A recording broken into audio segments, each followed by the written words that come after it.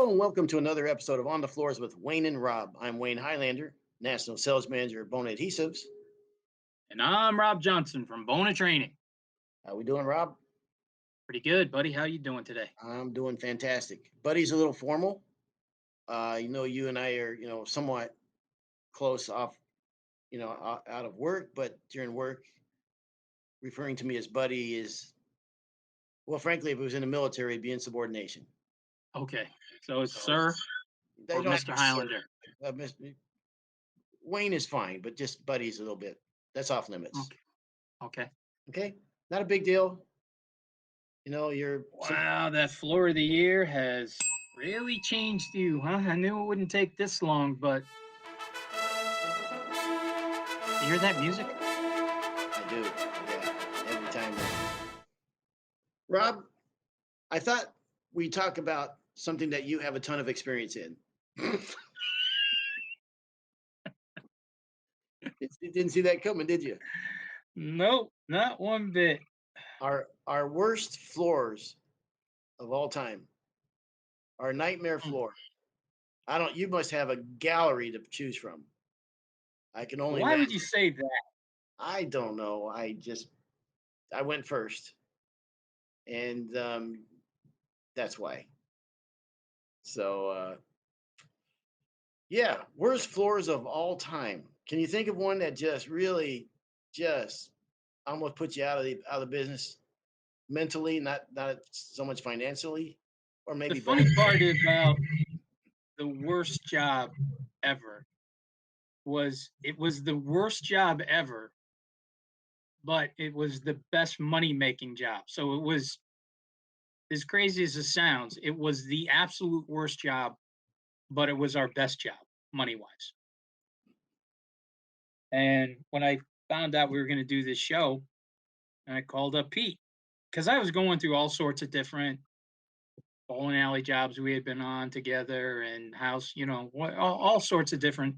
We've worked everywhere: restaurants, bowling alleys, homes, commercial, right?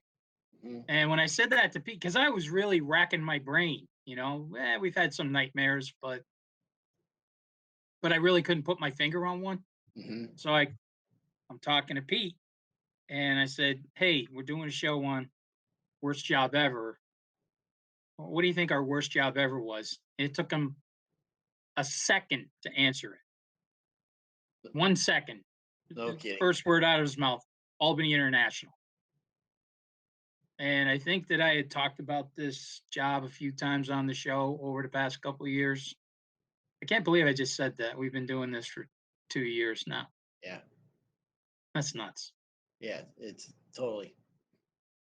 All right, so I'll give you a little breakdown, a little background on what Albany International is.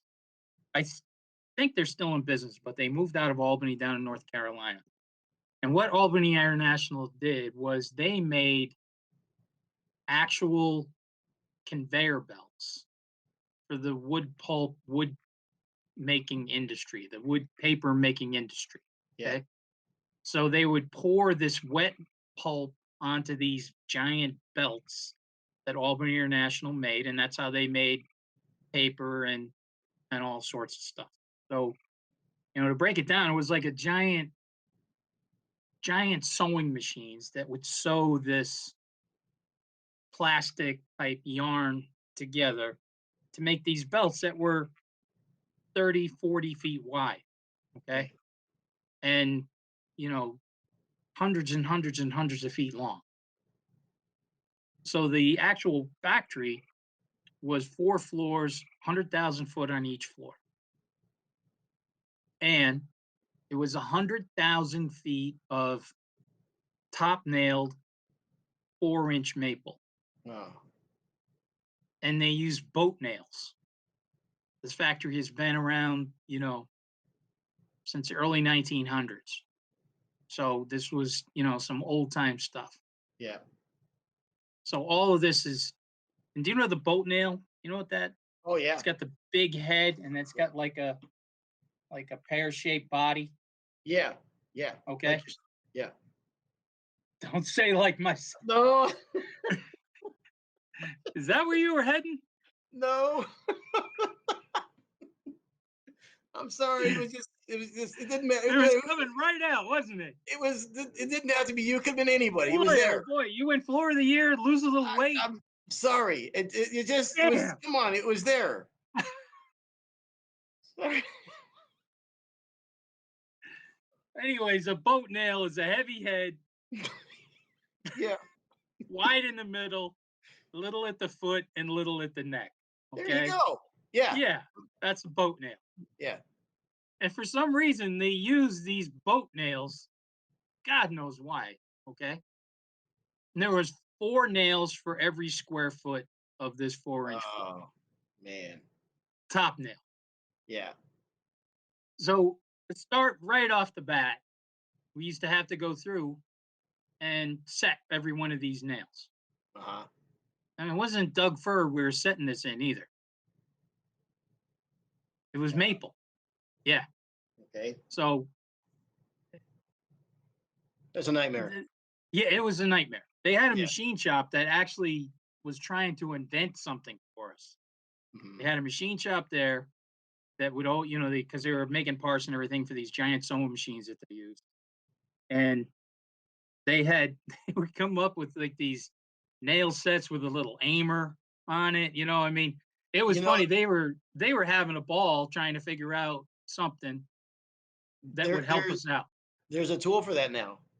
Hooked up to a compressor that will do that. No kidding. Yes, there's a tool for that now. You're too bad the timing was off, man, by about 20 years, but not your fault. We couldn't even use a hammer. We had to use a 3-pound mallet. Oh my And gosh. oh yeah, it was.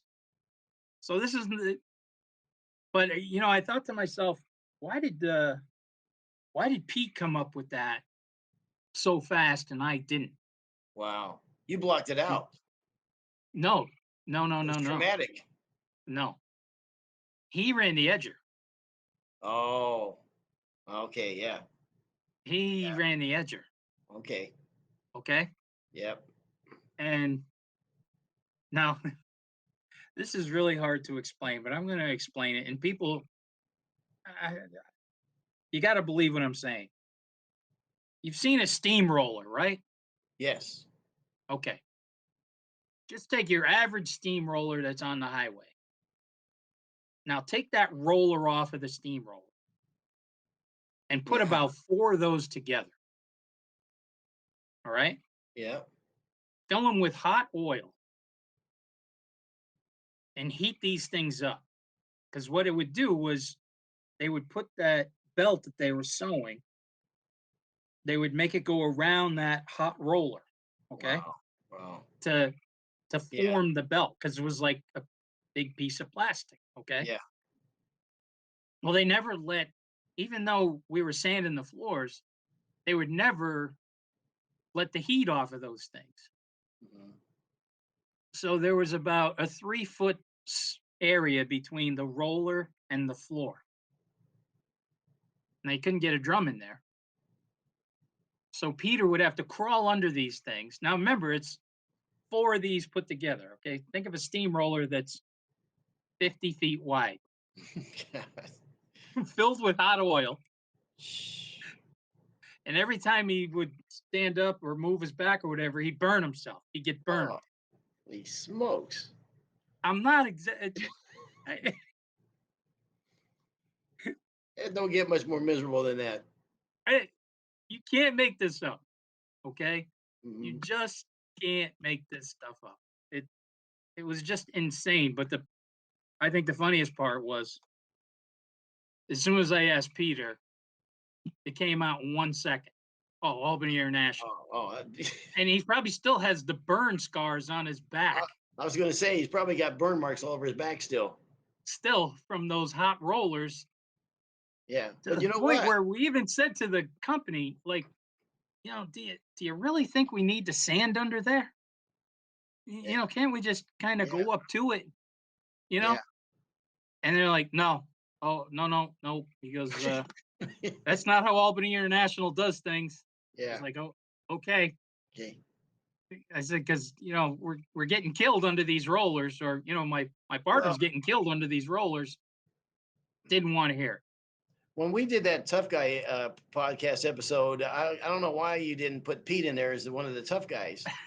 I mean, everybody's got the scar on the knee to show. Everybody's got the knuckles that are, the calluses on there. But homeboy breaks off his shirt and shows all the welts on his back from the heat. Goes, "Hey, beat this," and he Beat wins. this. Right. Yeah. Yeah. Oh, But the only reason that he didn't really feel the burns on his back was because of how much we would beat our hands up trying to set these damn nails in the maple. I wow. mean, the hand that we would hold, What and we had these huge nail sets. You know what I mean? Big, what were you getting a big. square foot for that? We were getting $2 a foot. Wow. That So is, here's the deal. yeah, Here's the deal. I know, think people thinking now, geez, $2 a foot.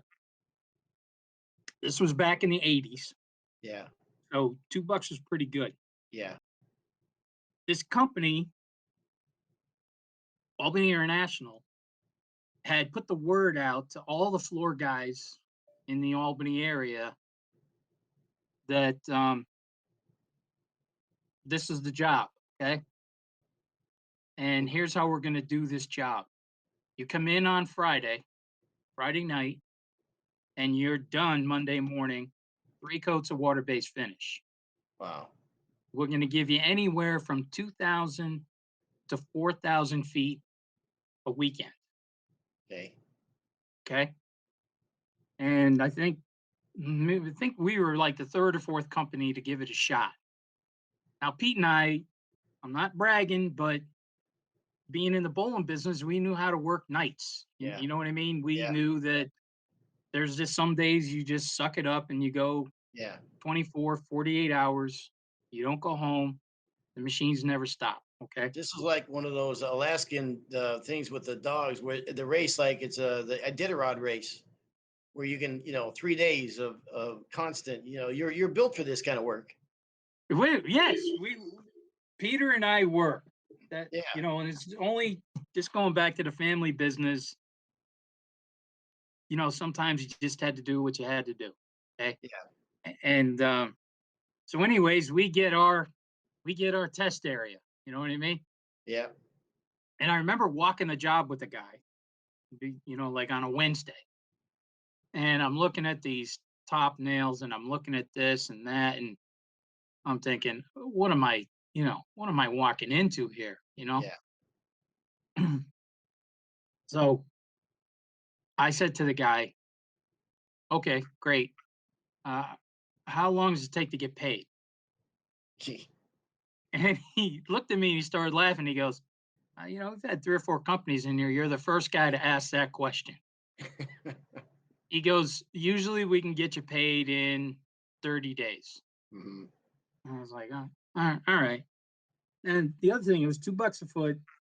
They supplied the finish. So all I had to do was supply paper and labor and, our equipment. And Pete's But back. they supplied all the finish. Yeah. So we get our first go around, and I think they gave us 3,000 feet, and we were done.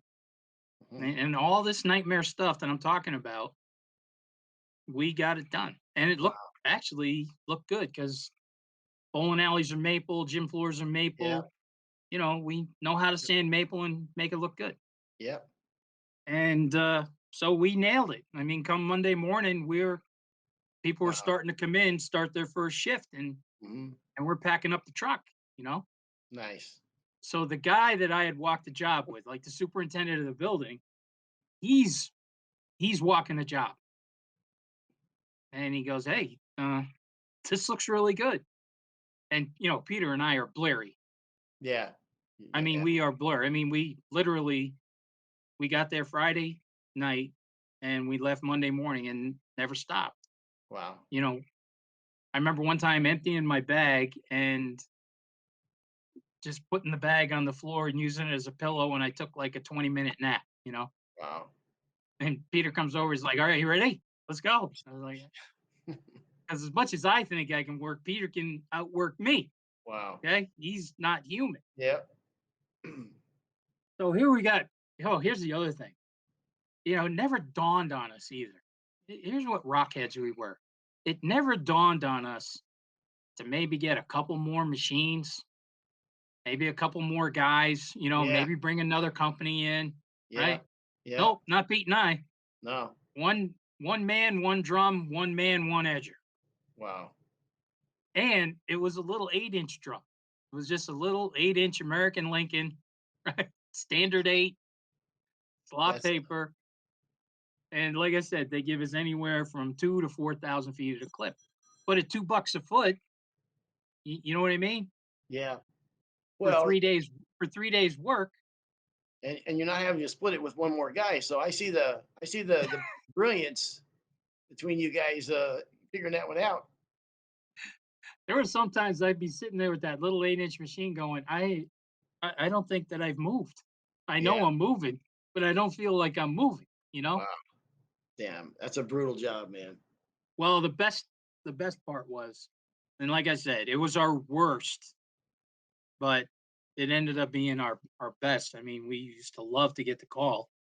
Um, so I'm figuring, okay, we got done. They love it. 30 days, you know, 30 days, we're gonna get 5 grand. Hmm. And really only layout we had was paper, so Yeah. Yeah. not bad 3 days work for two guys, Hmm. you know, Back in the '80s. back in the 80s. Yeah. Damn. After I did 3 or 4 Albany Internationals, I bought a Suburban. I was going to say that's a lot of parachute pants back then. So, anyways, I get a call Wednesday. Wednesday, the guy calls me and he says, "Hey, this is so and so from Albany International. Do you want me to mail your check or do you want to come pick it up?" And I said, "You said 30 days." And Yeah. then I'm thinking, why did I just say that? Yeah. So then I said, "You said 30 days." And then the next word out of my mouth was, "I'm on my way. I'm Yeah. coming over Absolutely. Yeah. Yeah. because it's only about 20 minutes from my house." That's the thing when somebody owes you money, no matter where you are, no matter what you're doing, you say, you know what, I'm right down the road. I'll come by. Jesus, I'm at Dunkin' Donuts right Yeah. across the street from you. Yeah. Yeah, Your wife be could be right in there. delivery, but no, yeah, you do have that check that's been, yeah, I'm right. Actually, you know what? I'm right down the road. I'll be right there. I'll be right there. Hmm. So I get there, pick up the check, and so as the guy's giving me the check, kind of made a joke. I go, 30 days, huh? And he goes, "Hey," he goes, "I know you guys busted your ass, did a great job." He said, "So what I did was I took your check and I went around to the 4 different offices Hmm. in the building that needs to go through, got signatures for everybody. And I said, these guys took care of us, so I want to take care of them." Yeah. And man, we had that contract for actually, we had that contract for till the company finally moved out. Wow. And maybe 6 times a year, they would throw anywhere from 2 to 4,000 feet at us. And we just, Hmm. that was the deal. Start Okay. Friday, start Friday, out Monday. Damn. And So when we said the worst job, we didn't actually specify flooring job. So mine might have been the last 25 minutes of, of listening to that goddamn listening to that story. And now I've got like 3 minutes left in the episode to talk about my worst story. I was going to say that we were supposed to get paid on Friday one time, and we didn't get the check until the following Monday. Uh, my nobody got burned, Nobody got burned. Nobody got hurt. Nobody. nobody got hurt, nobody No. No. nobody lost sleep. Yes. So I don't know how much time we have in this podcast for my worst story. My worst. All right, So so Wayne, that is my worst floor story. Actually, it was worse than best paid, but absolute worst. and Go. the What's fact that yours? okay, all right. So this is early on in my career, and keep in mind, my mother-in-law, was I married then? I was um I was married, just married though. I mean, I hadn't been married very long, so it's early on in my career, and my mother-in-law already figured I was a loser. So I had that additional pressure. And Is she I'm alive? sorry. Is she alive? Huh? She's alive Um, still. Yeah, yeah. And And, it's okay you calling her a loser. oh yeah, no, no. She felt that I was a loser. Yeah. Oh, she thought you were a loser. Yes, Okay. yes, of course. Yeah. I thought you said she was a loser. Oh no, no, no. How dare you? um, so there was an additional pressure to live up to my mother-in-law's standards as well as my father-in-law, who Judy married down, right? I mean, she's very twice as smart as I am, and very her trajectory was very bright, you know, Well, I and remember the first time you introduced me to Judy, and I thought, he's kidding. This isn't his wife. yeah, This yeah, is some congresswoman from San Diego or something. yes. So I bid this job one time, and it's an older guy, and I came in there and I'm measuring up the floors and everything, and I give the guy a price, and he sits down, and he's a very distinguished looking guy, and he goes, "Oh my gosh, I can't pay that money. I'm sorry, I wasted your time." My wife, no, I was in surgery for and they didn't think I was going to make it, and I did. But when I had come out of surgery, I had learned that my wife passed away. Something, man, Ooh. homeboy's wife passed away. That's awful. And he said, then I came home only to find out that our German Shepherd had passed. I'm like, the man's German Shepherd had passed. She, I'm thinking, the poor soul. And he said, it's not your fault, son. He said, I didn't know it was going to be that expensive, so I just can't afford it.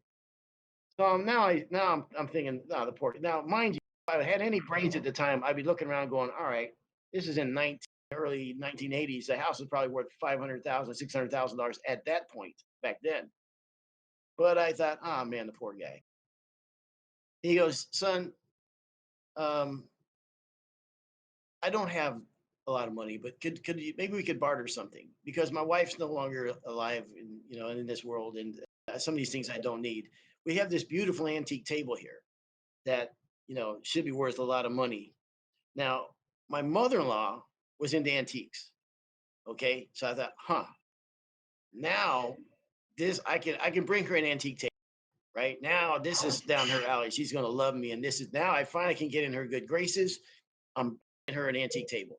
I know nothing about antiques or tables at this point in my life. And he said, "How about like $1,800 for the table? We take that off of the bill." I mean, all right, I can do that. I'll take off $1,800 for this table. So I get the job, and I show up. This guy was couldn't have been not have been nicer. Um, I show up to do the job. Several days later when we scheduled the job, I think I was told I'd be there at 8 o'clock in the morning. I got about 8:07. I go to knock on the door, and the door was already ajar. Right, I knock on the door. He opens the door. He goes, "You're late." Huh. Okay. I apologize. Traffic. As a word, whatever. And then, also he told me he at one time in his life he was studying to be a priest. Right. That was now he works for a bank, but that he was going to study to be a priest. Very very upstanding guy. And the whole time, Rob, that I did that job, he pulled up a chair and was never more than 4 feet away from me. I'm a oh, young kid doing this job. He never left my side. Blue tape everywhere before he was even it's 5/16 top nail floor. You're gonna the filler's gonna rattle out, right? It's part of the process. You're gonna go through and putty it and what have you. Never left my side. Lunchtime, talked to me the whole time during lunch. All 3 days was miserable working for this guy, right?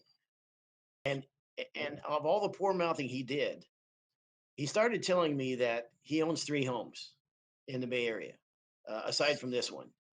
In fact, when he paid me, it was like he wrote like hashtag on the bottom memo, like hashtag house 3 when he paid me.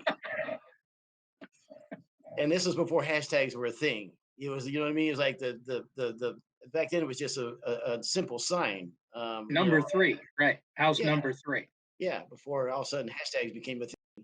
So, and then he proceeded to tell me that gosh, you really do good work. And I want to tell you that we've had work and done in our own other homes, but man, this is really, you did a fantastic job. You need to learn how to bid jobs a little better. You know, he goes, if you think about the time and labor that you spent on this job, now he's educating me on how bad, not only did he screw me or I let myself get screwed, now he's explaining to me how it happened. You know what I mean? This is like the con man, explaining how he fleeced the people in his life. And so he went over in detail the amount of hours I spent on the job, and here's what you should, blah, blah, blah, the whole 9 yards. But at least I got this table. Okay.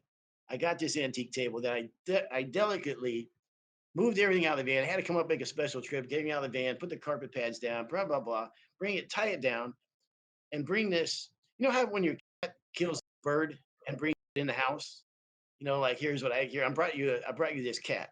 This Or the is for cat, you. yeah, the cat kills This is for you. Right. kills a little rabbit, brings it in the house, drops it there. This is what I did to my mother-in-law. All right. I pull it back to her, 3 or 4 miserable days of my life. I didn't make any, but at least I got this. I bring it back to her. I delicately have my brother and I, bring it out of the van to give it one wipe, real quick, and go, boom, here's your table. She looked at it. She goes, she's Irish. That's no bloody antique. That's a dime store piece of junk. It's made in China. And poof goes the silver lining. All bad, man. I mean, she as ruthless as that guy was, she was worse. How could you fall for a piece of junk like oh Jesus, look at the money you $1,800. You got to be kidding me. That's a $400 table anywhere. And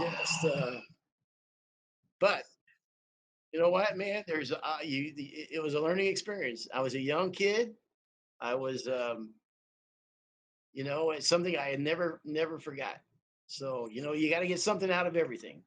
I And think the that toughest part of this story is the guy who fleeces you and explains to me explaining in how, detail how he got me. how he fleeced you. Yes. Yes. Yeah. And you're standing there, Yeah. what were you, late 20s, Oh, mid no, 20s? no. I was mid 20s, early 20s, probably. Probably 23, Oh, yeah. 24. Yeah. So this is Yeah. like getting a spanking when you were a kid. Absolutely. Yes. Yes. Yeah. Verbal. Oh my God. Yes. You must have wanted to kill this guy. No, I was too mad at myself. I was so mad at myself. I mean, that's an education, man. But Did the guy's listen, wife really die? I never, you know what? That's a great question. Uh, Now that I look back, hell, I don't know. I don't know. Who knows? I don't even know if the dog died. If he even had a dog. It was a great setup. I Yes. mean, if it was Oh, all part of the ruse. yeah. And here's the thing. Here's what sold the con is when he sat down, looked at the floor, looked back at me, and said, "I had no idea it was this expensive, son. It's not your fault." I mean, you know what I mean? I was like, "Well, we're on the same page here." You know what I mean? He got me. He got me. He got me. And lesson learned, man. Yep. Was it? I think it was a dead wife. You're probably a sucker for that one. Probably the dog more than the wife. I'm a big dog guy. Anyhow, could have been a lot worse, man. Could have been a whole lot worse. We take these things and in our careers and the good with the bad, and it makes us what we are, right? I mean, and here's the thing, man. When you go to these jobs and you bid these jobs and you do this work for the homeowners, and they say, oh, why is it $4 a foot, or why is it cost this, whatever, all this, it's it's not you there in that moment. It's the 20 some odd years that you put into this. It's all the knowledge that you have, what you bring to this trade, all the ups and downs, all these different things, all the knowledge you've got along the way that you bring to a job site that they can't, that doesn't show up in that number. So that's why you never, never, never worry about your price, man. You know what I mean? I never feel guilty about putting a price out there to make a living. This is years hard. ago, years ago, Pete and I, did work for my dentist, And I was he a, remember, was he a pear shaped I, man? Uh, just out of curiosity. oh no, he was a stud. Oh, So we had done work for him, or he asked us to come over, and so I gave him did the estimate, gave him the price, and he looks at me and he said, "Geez, can you do it for this?" Or and all kidding aside, I said to him, "I didn't barter any root canal with you, I just kind of paid the price." yeah, Oh, yeah, and I was younger too. yeah, Probably mid early 20s, just striking out on my own a little bit yep, and not knowing how to handle these situations. So I just made kind of a joke. Well, I didn't barter for that. yeah. And then he lays on me, goes, "Well, I went to school for 8 years to learn how to be a dentist." Means nothing. And that's when I went, "Oh, all Hmm, right, so we're going to play that game." yeah, Okay. Well, I said, "Well, I've been doing this for 16 years. Okay, I've been yeah, going to school for this for 16 years." yeah. So that kind of ended the pissing contest between the two of us. But I I took you this. need that, what you just said, you really need to explain that to people when they start to get into wanting to lower the price, or what can we do? And would you I, like to take this table? yes, You look like a yes, schmuck. How yeah, about this of course, table? yeah, What do you, yeah. yeah. All right, I got this from an English on Facebook. This was from an English person on Facebook. So this isn't my deal here, but I copied this because it talked about what when you pay for a job, especially a handcrafted job like we do. You pay not only for the material used, but also I'm just going to go down the list. Right? You pay for the knowledge, the experience, the study, and the tools, the reputation, the contacts, the quality trade materials, the punctuality, the accountability, the professionalism, the accuracy, the guarantee, the problem solving, the sacrifices, the safety and security, the marketing, the payment of taxing obligations for taxes and what have you. I mean, so when people say, "Well, it sounds expensive," run down the list of things that we are actually giving that client. I was a guy in. I mean, I told you I was in San Diego, and I was up in Orange County towards LA, and there's a guy there. And I thought to myself, this guy has been in business over 40 years. In this, huge metropolis that is Southern California, with fly by nights coming in all the time. I mean, all the time you see companies come and go and lose and make mistakes, and they're out of business. This guy's been in business for over 40 years. What in the world do you put on that price tag? That guy is going to be there through thick and thin. You know what I mean? He has got a reputation that has been around for a long time, and you can see all the testimonials on the walls and like that. I mean, you know what? I mean that comes with a price tag. I'm sorry, you're paying for that reputation as you should, because that person is going to be there, whether it's 40 years or 20 years or 10 years or what have you. So always make sure that you don't feel a bit guilty for charging for your labor and services. Hard job, man. Hard job that a lot of people can't do. So, okay, let's end on And that. so many times too, when people are, "Hey, can we do it for 500 less, or can we do?" Well, that's when you got to pull out the stops that we try to teach people at the school. Well, yeah, I could, but I'm using Green Guard certified products. I'm Mhm. using Traffic HD. Yeah, I'm using, R850. I'm using quality products here. I'm not just using junk. I'm using stuff that yeah, is going to last a lifetime for you. These yeah. are when you got to speak up and not cave in on that $500 just because they think you need the job. No question. And like we've said in earlier podcasts, if you don't know what your costs are, you don't know what your layout is, and all like that, you really don't know what that $500 really breaks down to. You know what I mean?